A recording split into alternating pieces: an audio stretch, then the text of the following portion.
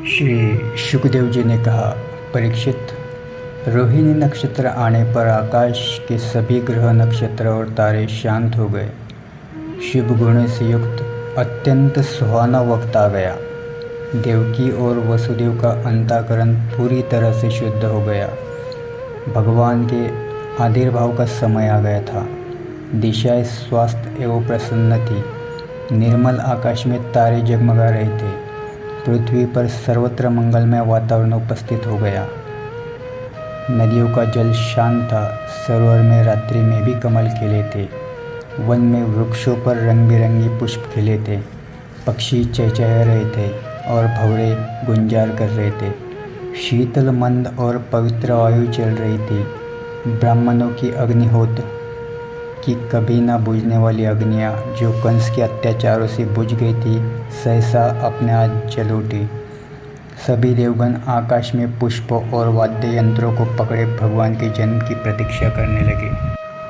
किन्नर और गंधर्व मधुर स्वरों में भगवान की स्तुति कर रहे थे। भगवान के अवतार का समय आ गया था।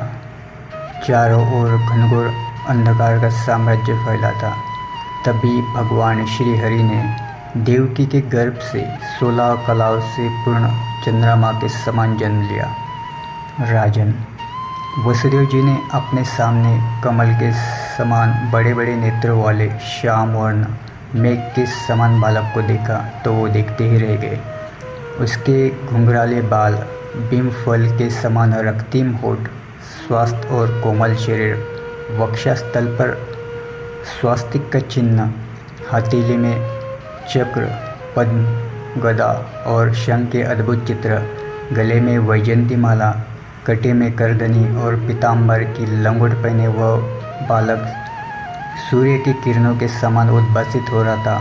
उस बालक की अद्भुत छटा देखकर वसुदेव जी की आंखें एक टक उसी को निखार रही थी।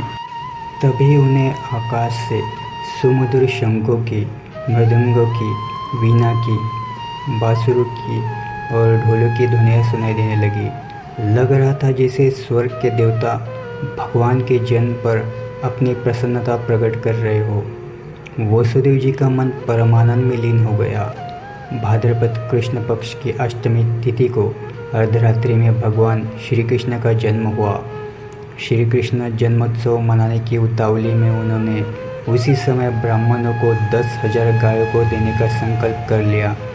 उन्होंने भगवान की स्तुति करते हुए कहा, हे प्रभु, मैं समझ गया कि आप प्रकृति से परे साक्षात पुरुषोत्तम हैं। आप सभी बुद्धियों के एकमात्र साक्षी हैं। आप अंतर्यामी, परमार्थ स्वरूप और आत्मा स्वरूप है। आप समस्त क्रियाओं से और गुणों से, विकारों से रहित है।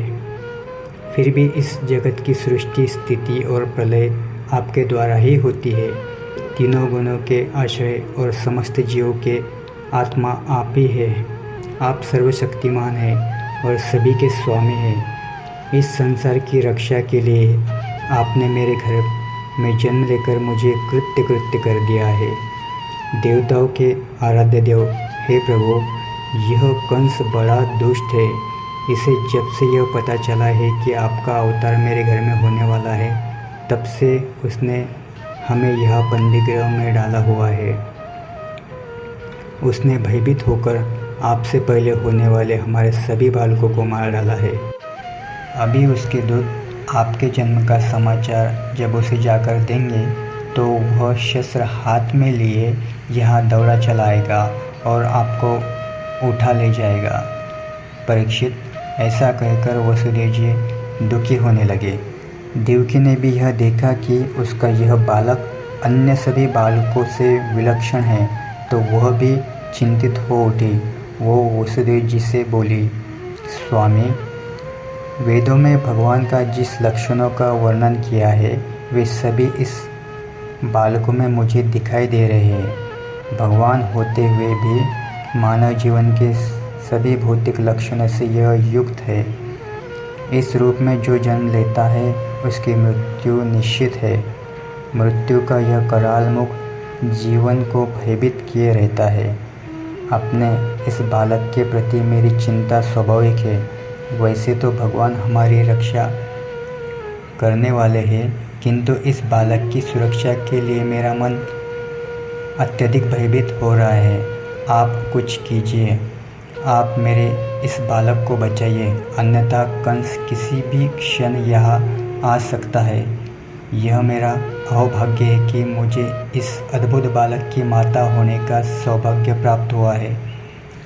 फिर भी मेरा मन बड़ा भयभीत है। परीक्षित, उस समय उस बालक के मुख से बोल फूट पड़े। वह बोला, माते, भयभीत मत हो, कंस मेरा कुछ भी अहित नहीं कर सकता। पूर्व काल में जब स्वयंभू मनु के काल में तुम्हारा जन्म हुआ था, तुम्हारा नाम पृश्नि था और वसुदेव सुतपा नाम के प्रजापति थे। तुम दोनों के हृदय अत्यंत शुद्ध थे। जब ब्रह्मा जी ने तुम दोनों को संतान उत्पन्न करने की आज्ञा दी, तब तुम दोनों ने इंद्रियों का दमन करके उत्कृष्ट तपस्या की थी। उस कठोर तपस्या में तुमने सदैव मेरा स्मरण किया था। तुम्हारी वह तपस्या देवताओं के 12,000 वर्ष तक चली थी। उस समय तुम्हारी भक्ति देखकर मैं प्रसन्न हुआ था। तुम दोनों ने मेरे द्वारा वर मांगने के लिए कहने पर मेरे जैसे पुत्र की मांग की थी। मेरी माया से मोहित होने के कारण तुमने मोक्ष नहीं मांगा था। तब मैं तथास्तु कहकर चला गया था। उस वरदान के स्वरूप उस काल में मैंने तुम्हारे घर में जन्म लिया था। संसार में शील, स्वभाव, उदारता तथा अन्य गुणों में मेरे जैसा कोई नहीं है। तब मैं तुम्हारे पुत्र पृश्नि गर्भ के रूप में विख्यात हुआ था। फिर दूसरे जन्म में तुम हुए अदिति और वसुदेव हुए कश्यप। उस समय में भी तुम्हारे उपेंद्र नामक पुत्र हुआ था।